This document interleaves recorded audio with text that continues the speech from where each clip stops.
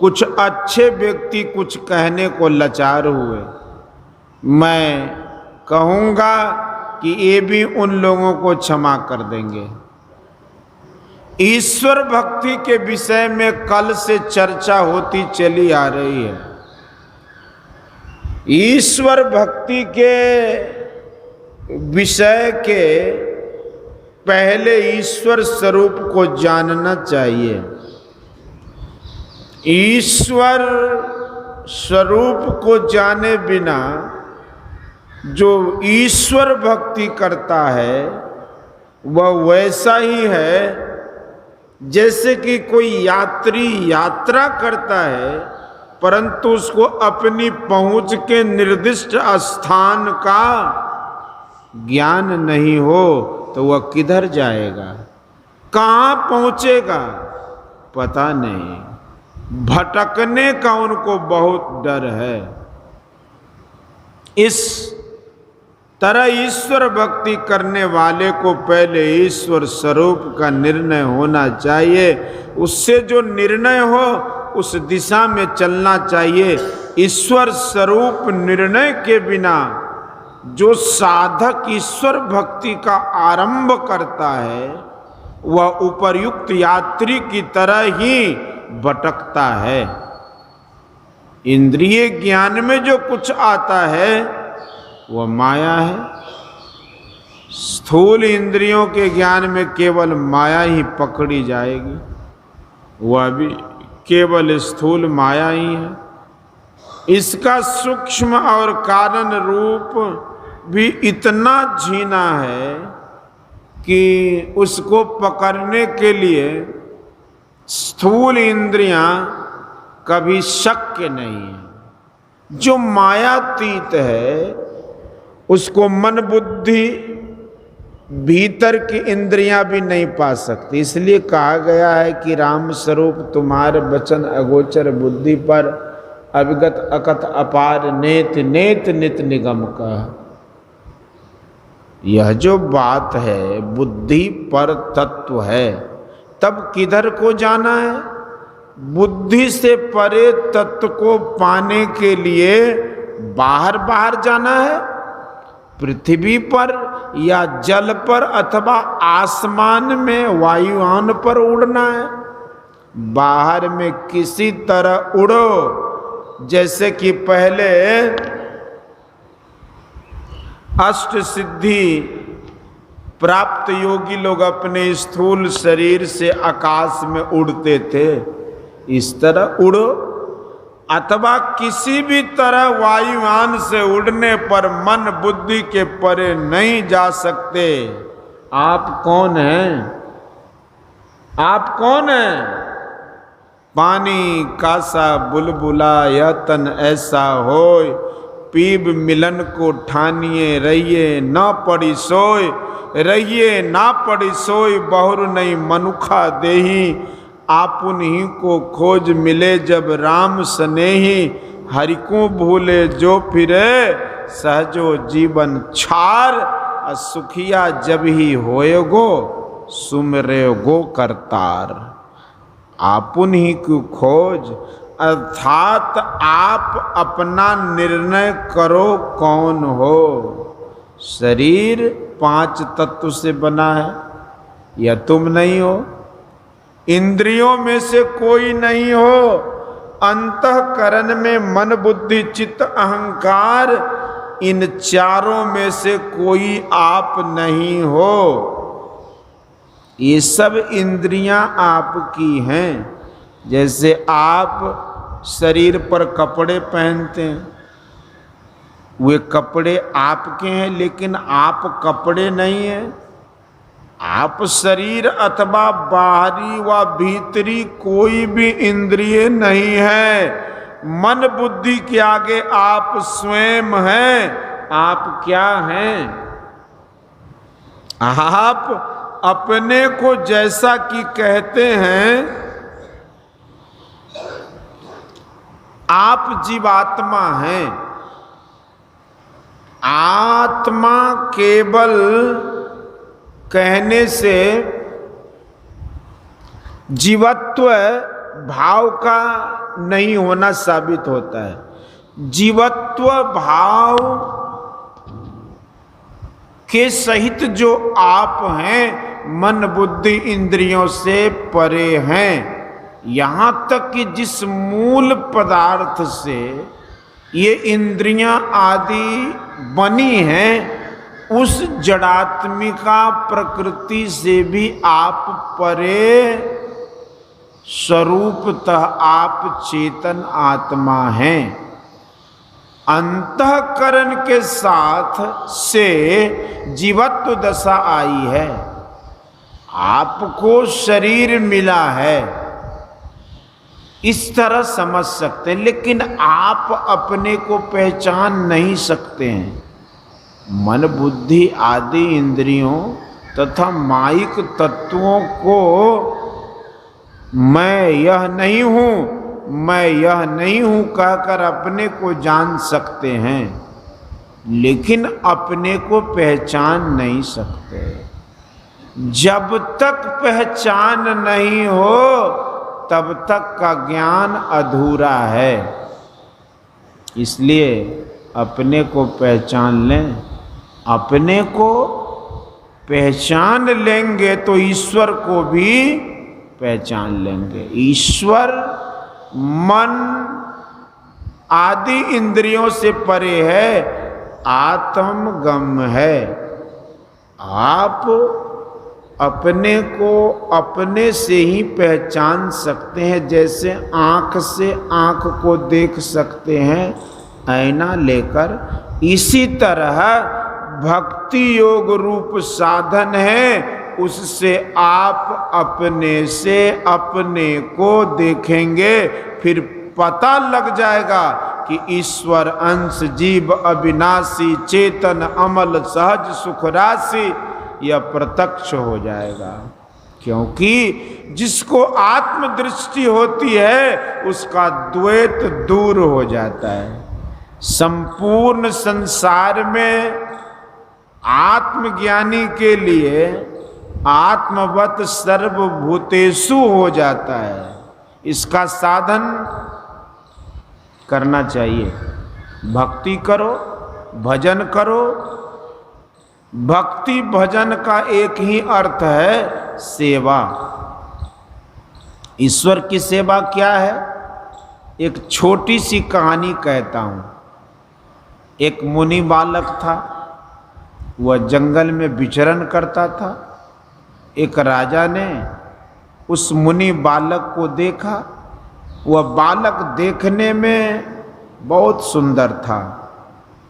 मालूम पड़ता था जैसे वह सनक सनंदन सनत कुमार सनातन में से कोई एक हो। बालक को देखकर राजा बड़ा प्रभावित हुआ। राजा ने कहा कि आप मेरे साथ चलें। बालक ने कहा, राजन, मेरा शर्त मंजूर करो तो मैं तुम्हारे साथ जाऊंगा। राजा ने कहा, वह शर्त क्या है? बालक ने कहा कि मुझे खिलाओ तुम मत खाओ, मुझे पहनाओ तुम मत पहनो, मैं सोऊं तुम जगकर पहरा करो। राजा ने कहा, सो नहीं होगा। जो मैं खाऊंगा सो तुझे खिलाऊंगा, जो मैं पहरूंगा सो तुझे पहराऊंगा। मेरा जो पहरा करेगा वही तुम्हारा भी पहरा करेगा। बालक ने कहा, मेरा राजा ऐसा नहीं है, वह स्वयं नहीं खाता, मुझे खिलाता है।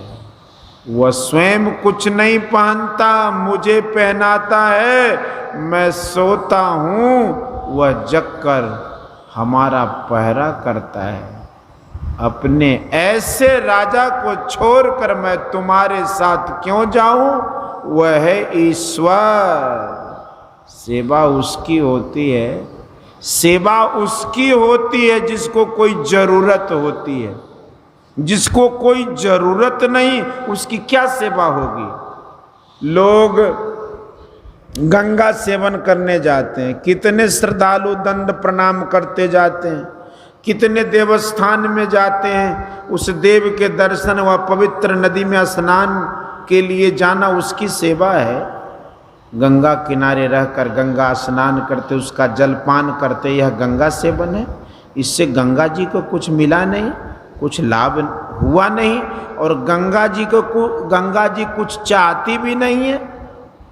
इसी तरह जो उधर जाता है, जिधर जाते जाते ब्रह्म सुख का आभास मिलता है, ब्रह्म ज्योति की तेज का ज्ञान प्रत्यक्ष होता है, यह है ईश्वर की सेवा।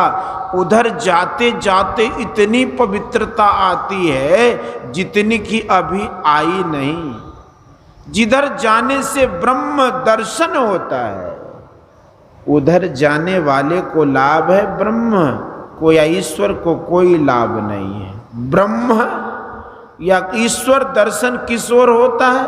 जिधर जाने से शरीर इंद्रिय का संग छूट जाता है। 3 अवस्थाओं का संग छूटता है, और गोसाई तुलसीदास जी के लिखे अनुकूल देखता है। यथा सुअंजन आंजी दृगा साधक सिद्ध सुजान, कौतुक दे कहीं शैलवन भूतल भूरी निधान। यह भूतल भूरी निधान क्या है? तो कहा कि सकल दृश्य निज उदर में लिशोभय निद्रा तज जोगी, सोई हरिपद अनुभवई परम सुख अतिशय द्वैत वियोगी।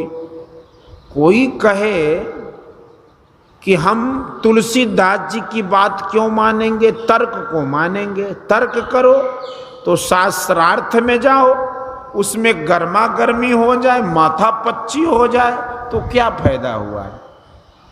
जिस दिन पाठ शाला में प्रथम पढ़ने गए थे तो अध्यापक ने कहा यह क है, तो बिना तर्क के बिल्कुल वर्णमाला हमने सीखी, गिनती सीख ली।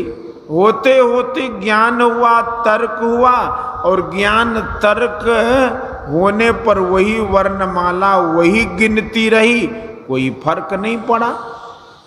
श्रद्धा भी हो तो तर्क भी हो, और गुरु वाक्य के साथ मेल भी हो, मानने में कोई हर्ज नहीं होना चाहिए।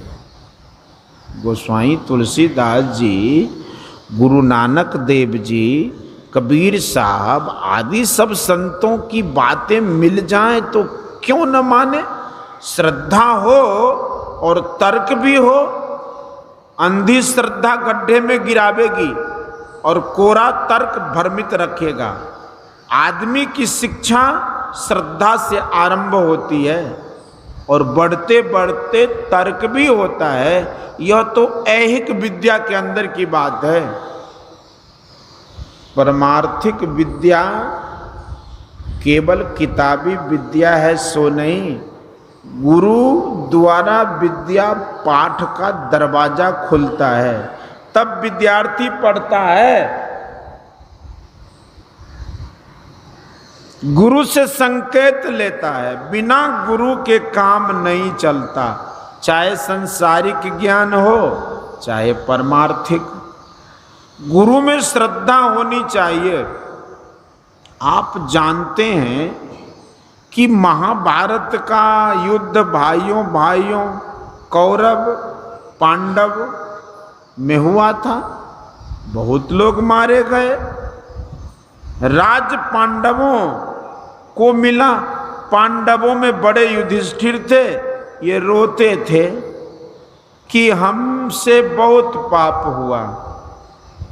व्यासदेव जी ने इनको समझाए, लेकिन समझते हुए नहीं थे। अंत में व्यासदेव जी ने उनसे कहा कि तुम अश्वमेध यज्ञ करो। युधिष्ठिर ने कहा कि उतना धन मेरे पास कहाँ है। व्यासदेव जी ने रास्ता बताया और धन पाने का अनुष्ठान बताया। युधिष्ठिर ने उनकी बातों में श्रद्धा की, उनके बताए मार्ग से गए और धन प्राप्त कर यज्ञ किए। जैसे वह धन युधिष्ठिर के लिए अव्यक्त था, श्रद्धा युक्त होकर उन्होंने धन प्राप्त किया और यज्ञ करके शोक मुक्त हुए। यदि युधिष्ठिर व्यास जी की बात में श्रद्धा नहीं करते तो रोते रहते। इसी तरह संतों की वाणी में श्रद्धा अवश्य चाहिए। कबीर साहब, गुरु नानक साहब, गोस्वामी तुलसीदास जी को देखने की जो दृष्टि थी, मेरी दृष्टि जो है, साधारण लोगों की दृष्टि जो है, सब में अंतर है। संतों की दृष्टि मोटी मोटी चीजों को भी देखती है और झीना मार्ग को भी देखती है। भक्ति का मार्ग झीना रे कबीर साहब, खनियो तीखी बालो नीकी एतु मार्ग जाना गुरु नानक साहब। क्षुरस्य धारा निस्ता दुरत्तया पर दुर्गम पथस्तत् कवयो वदन्ति कठोपनिषद। ऐसी दृष्टि हो तो देखा जाए, मन बुद्धि से आगे जाना होगा ईश्वर दर्शन के लिए। जैसे गंगा स्नान के लिए अपने गांव से बाहर जाना होता है, किंतु गंगा स्नान करने से गंगा को लाभ नहीं, स्नान करने वाले को लाभ होता है। वैसे ईश्वर दर्शन के लिए शरीर इंद्रियों से बाहर जाना होगा। उसी रास्ते में चलकर ईश्वर की भक्ति होती है, ईश्वर का दर्शन होता है। उस पर चलने से आपको लाभ होगा, ईश्वर को कुछ लाभ नहीं। वह रास्ता बाहर संसार में नहीं, अंदर में है। क्षुरस्य धारा व खनियो तीखी व झीना मार्ग, इस महीन मार्ग पर चलने के लिए वायुयान से या संसार में किसी तरह से जाना नहीं हो सकता। जाने वाला कौन है? शरीर नहीं, शरीर से छूटकर जाना है। जाने वाले आप हैं। पहले मन सहित आप जाएंगे, क्योंकि मन का साथ आपको है। जहाँ तक मन जाएगा वहाँ तक आप जाएंगे। जहाँ मन नहीं जाएगा वहाँ भी आप जाएंगे, क्योंकि मन से भी आप अधिक सूक्ष्म हैं। अंदर अंदर आप जाएंगे। कहाँ से आप जाएंगे? जागने के समय शरीर में आप जहाँ रहते हैं, योगियों ने उनको आज्ञा चक्र कहा। इसको रहस्यवादी संतों ने कंजा कमल भी कहा है। वहाँ से जाना होगा। जान ले सत्य पहचान ले, सुरत सांच बसे दीद दाना, खोलो कपाट वह बाट सहजे मिले, पलक प्रवीण दिव दृष्टि ताना। दरिया साहब बिहारी।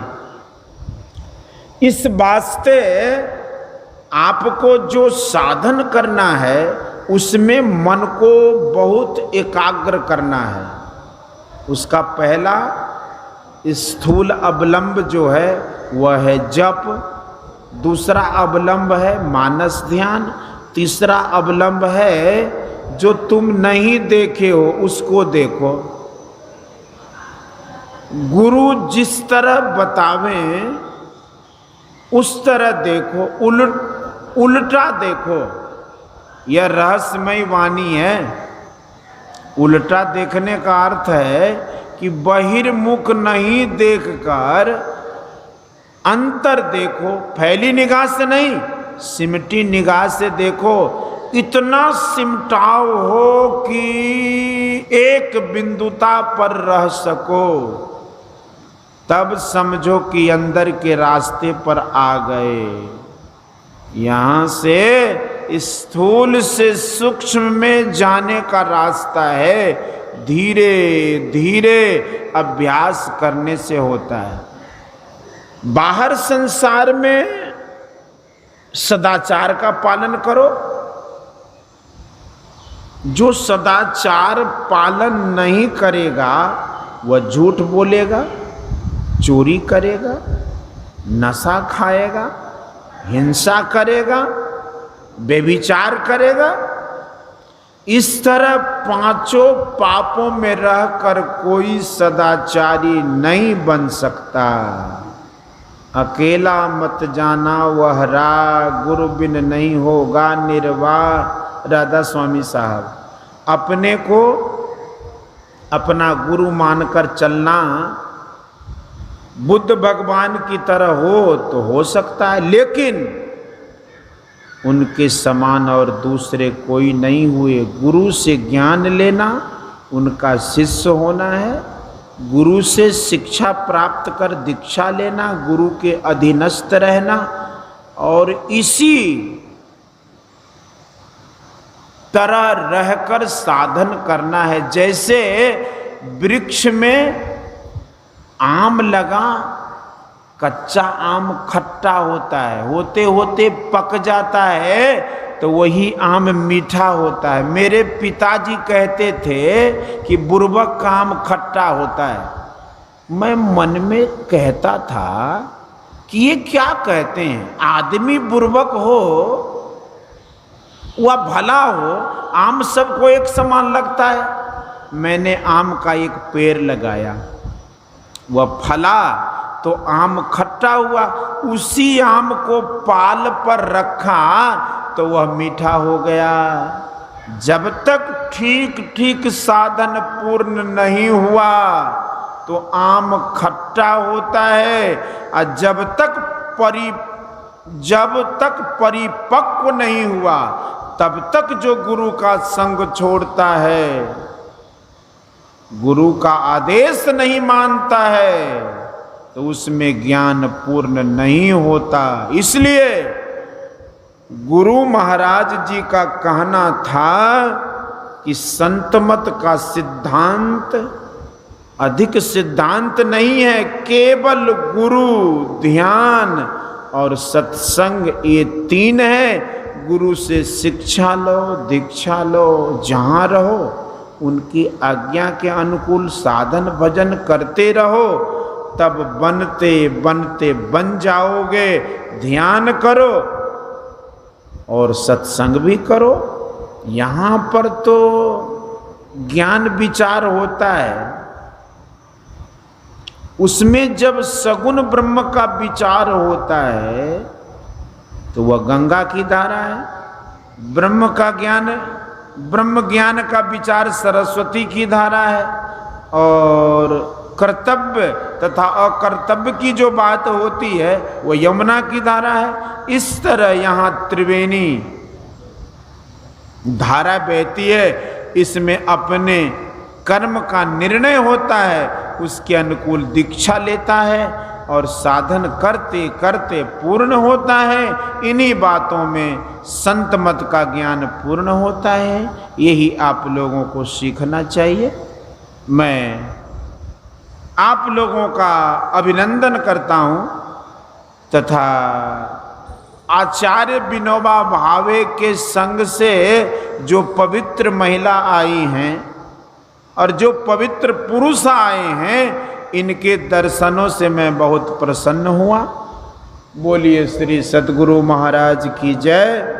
यह प्रवचन दिनांक 10/3/1969 ईस्वी को भागलपुर जिलांतर्गत अठगामा ग्राम में अखिल भारतीय संत मत सत्संग के 61वां वार्षिक अधिवेशन में अपराह्नकालीन सत्संग के शुभ अवसर पर हुआ था।